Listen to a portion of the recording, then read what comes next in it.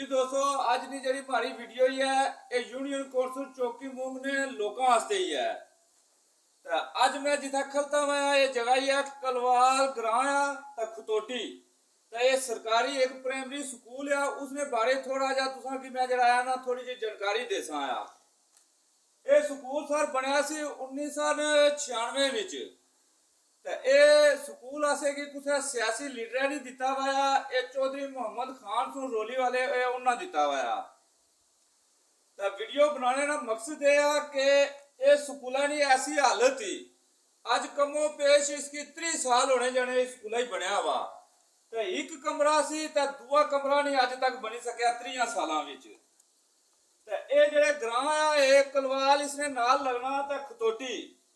इन्ना सवाए एक सियासी बंदे तू बगैर 30-35 साल तू कुछ और की वोट भी नहीं दिते इक्के बंदे की उन्हें वोट दिते। मैं ये ना गल आना कि जरा सियासी लीडर सी उसकी कोई गलती है नहीं ये इस ग्रां ने बंदे की गलती है कि 30-35 साल इन्हें एक बंदे की वोट दिते तो इस स्कूल ना एक कमरे तो दूआ कमरा नहीं बनाई सके। फर्श है लो जी वीडियो फर्श तुसा तको कि इसकी क्या इसकी बर्बादी निकती हुई है इतना बच्चे टाट भी डाई तक नहीं बेच सकने स्कूल इला बंद या नहीं तो मैं अंदर वाला फर्श भी दसावा कि उसकी क्या हालत थी।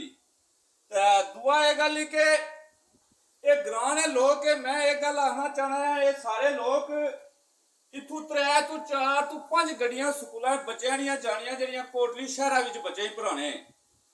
मारे आखने का मकसद यह है कि ये स्कूल अगर बेहतर है तो ये लोग पागल तो नहीं ग्रां ने जेडे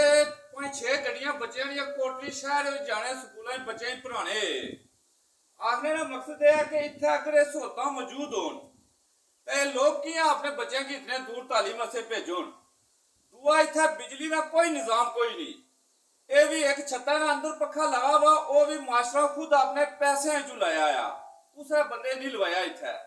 ना इतना बाथरूम आ कोई ना पीने वाला पानी आ पीने वाला पानी भी मास्टर है एक चश्मा है उतू जाई पड़ता नहीं तो बच्चे ही पढ़ाने ना इतना बच्चे नहीं बेहने नहीं जगाई है भी तुसा गल बो अगर इतना हर चीज मौजूद है तो लोग पागल है जे अपने बच्चों की शहर भेजो एक बच्चे पर शहर इला कम तो कम हाली किराए ना 10,000 रुपया खर्चाया तो जिस बंदे ने 2-3 बच्चे पढ़ने भी तुसा गल बो 30-35-40 हज़ार हाली किराए ना गड्डियां ना किराया दे तो वो क्या करसी अपनी जिंदगी में भी तुसा गल बो। आखने का मकसद यह है कि इतने जे ग्रां ने लोग है मैं उन्होंने लोगों ही आखना चाहना कि तुसा 30-35 साल क्या किया आया एक बंदे की वोट दे एक स्कूल ने 2 कमरे भी ना बनाई सके। तो आखने का मकसद यह है कि इन्होंने लोगों सिर्फ टूटी नलके एक गलियां पक्कियां कराने तो बगैर कुछ चीज नहीं सियासत नहीं की है अपने घर ही ना बनाए